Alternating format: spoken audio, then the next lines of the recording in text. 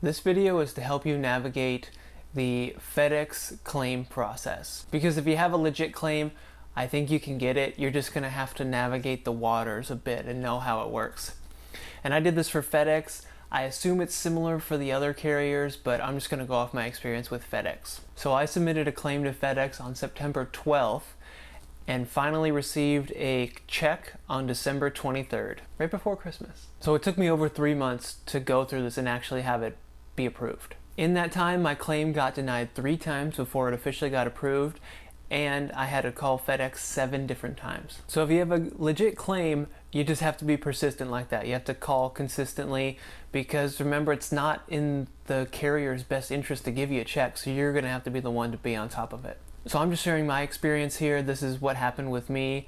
So I'm gonna leave out exact details and amounts and everything like that because I don't know if I'll get in trouble or what the deal is, and it's not really honestly that important for this video. But my claim was for a Macintosh with an iPad in it. So I make these Macintoshes where I take out all the guts and I put it in iPad to replace the screen, so it's kind of like a touch screen, you know, old 1984 Macintosh. So it's pretty cool. I actually have a video showing how I made those things if you want to check it out up there. Up to you.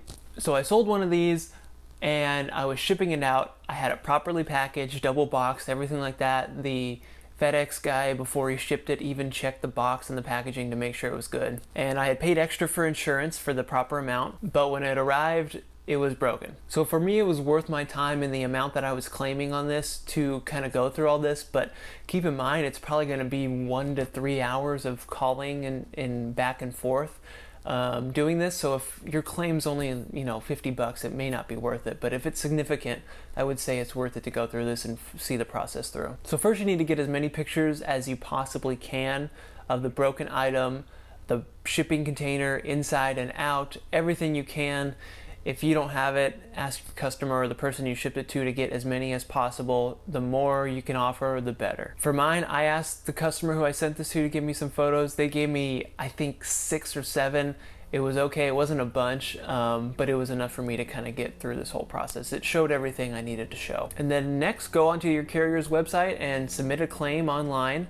And most likely in a few weeks, you're going to receive a letter denying your claim. I assume that's just what happens all the time, is any claim that you send in just gets denied. So after you get your denial letter, just call into the carrier and ask them why this claim got denied. Just be calm and patient, and you're just asking for information to know why this got denied. That's all you're looking to do. And make sure you're talking to an actual claims representative, not just, you know, a normal employee. And just have the attitude of, you know, I know you guys broke my item.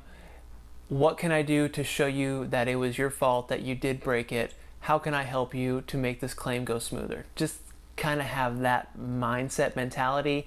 And most of the time, I found that all the claim agents were very willing to help me out as much as they could. Just remember that you're just dealing with an employee who approves and denies claims, and they need to be able to show the, you know, people upstairs that they had sufficient evidence and proof to approve your claim. So you're just trying to give the employee the information they need to approve your claim. So give the person whatever they need, more photos, an invoice, a work order, whatever they need, send it in to them. And always make notes every time you call in. Get the person's name, the date, all that kind of stuff, and just have a record of it to show. It'll help when you're talking to them in the future. So after you send them the additional materials they need, you probably will not get a response. You may get another denial letter in the mail, but just set a reminder in a week or 2 to follow up and call in, because they're not going to follow up with you at all. You have to keep being on top of this and calling in and making it move. For me, it was a lot of them just not being organized or saying they weren't organized and kind of wasting my time.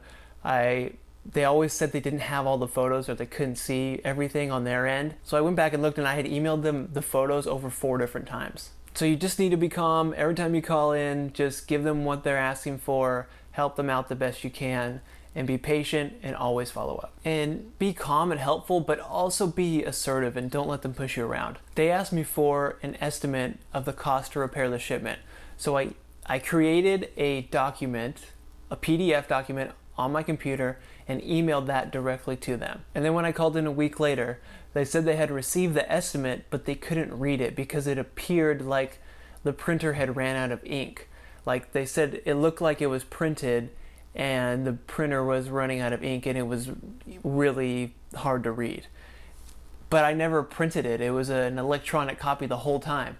So I told them that, and basically they just had to admit they were lying and push it through. So after that is when I finally got approval. The guy said he had everything he needed and that I should expect the check in like a week or two. So it was about 3.5 months, went through all this crap back and forth of making calls and getting denial letters, but I did finally get my claim check. So if you have a legit claim, you're not trying to scam them or anything, and you've asked for an amount that's fair depending on how much you've insured it for and all that stuff, I think it's possible to get pretty much any claim that you submit. You just need to be vigilant and call in consistently and give them exactly what they need.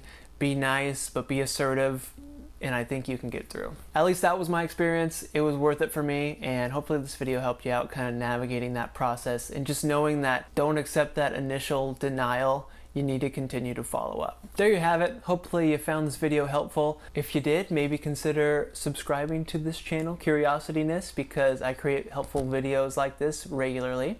Like I just made a video sharing the best birthday freebies. I signed up for 76 birthday free dinners and desserts and all that kind of stuff, and went through them all and shared the top 9 that are kind of actually worth your time. So you can check that video out right up here if you're interested in seeing that. And I also have a podcast called Curiosityness where I interview interesting people who share fun topics and have good stories to tell. Like recently I talked to a Bigfoot expert and we just talked for an hour about finding Bigfoot, what we would need to find to actually prove him and stuff like that. So it was a really fun, interesting conversation. You can check that one out by clicking up here if you'd like to. That's all I have to say. Thanks for watching to the end, and good luck on your shipping claim process.